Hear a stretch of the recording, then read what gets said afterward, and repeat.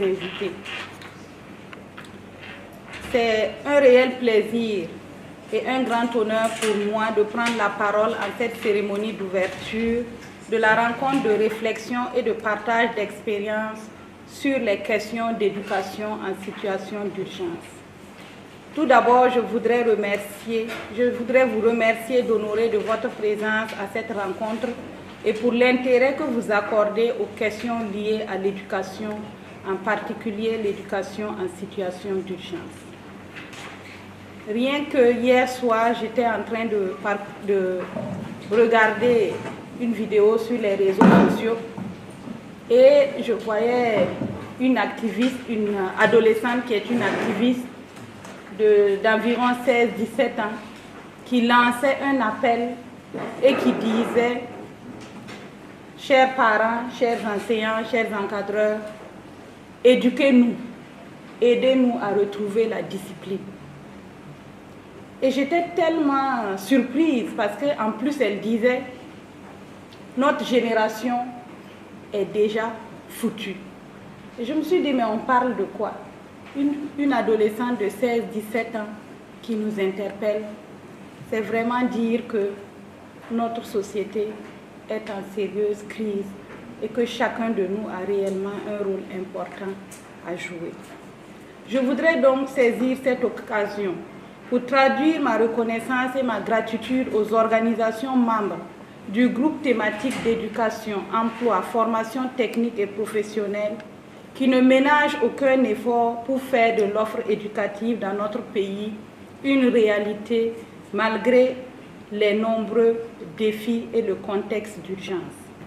Le choix du thème est pertinent dans la mesure où le droit à l'éducation des enfants du Burkina Faso est mis à rude épreuve avec la crise humanitaire qui secoue notre pays depuis janvier 2016 et la maladie à coronavirus en 2020.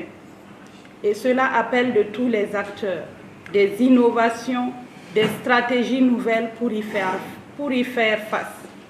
En effet, le rapport de l'éducation en situation d'urgence à la date du 12 février 2021 fait ressortir 2208 établissements fermés affectant 314 486 élèves, soit 167 582 garçons et 146 904 filles, ainsi que 11 048 enseignants, soit 7 192 hommes et 3 856 femmes.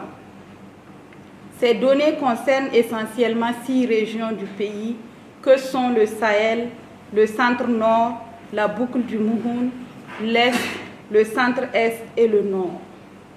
Comment, dans un tel contexte, continuer à faire face et à faire du droit à l'éducation une réalité dans notre pays?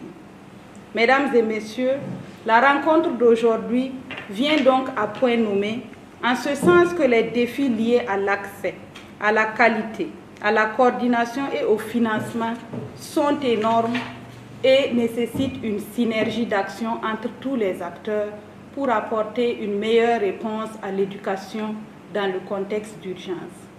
Cette rencontre s'inscrit également en droite ligne avec les nouvelles orientations de notre pays en matière d'éducation, à savoir la stratégie nationale d'éducation en situation d'urgence 2019-2024 qui sera présentée tout à l'heure. Cet atelier sera également l'occasion pour les ONG AD d'apporter un regard critique sur la mise en œuvre de cette stratégie, ses forces, ses insuffisances, afin qu'ensemble nous apportions des améliorations à la stratégie. Il nous importe de regarder toutes ces stratégies de plus près pour apporter des suggestions. Je voudrais d'ores et déjà saluer les actions entreprises par le gouvernement pour apporter des réponses plus efficaces au droit à l'éducation pour tous les enfants au Burkina Faso. Chers invités, mesdames et messieurs, c'est ensemble que nous pourrons atteindre l'effectivité du droit à l'éducation pour tous les enfants de notre pays dans ce contexte difficile. J'invite donc tous les acteurs ici présents à s'approprier les acquis de notre rencontre de réflexion et de partage d'expériences sur les questions d'éducation en situation d'urgence. Le SPONG ne ménagera aucun effort pour réitérer au besoin ce cadre d'échange afin de mieux outiller avec l'accompagnement des services techniques et des partenaires techniques et financiers pour une meilleure réponse aux défis liés à l'éducation. Je réitère mes sincères remerciements à tous les acteurs présents à cette rencontre et souhaite que celle-ci puisse aboutir à des résultats probants pour le grand bonheur de nos enfants. Sur cette invite, je déclare ouvert les travaux de l'atelier. Je vous remercie.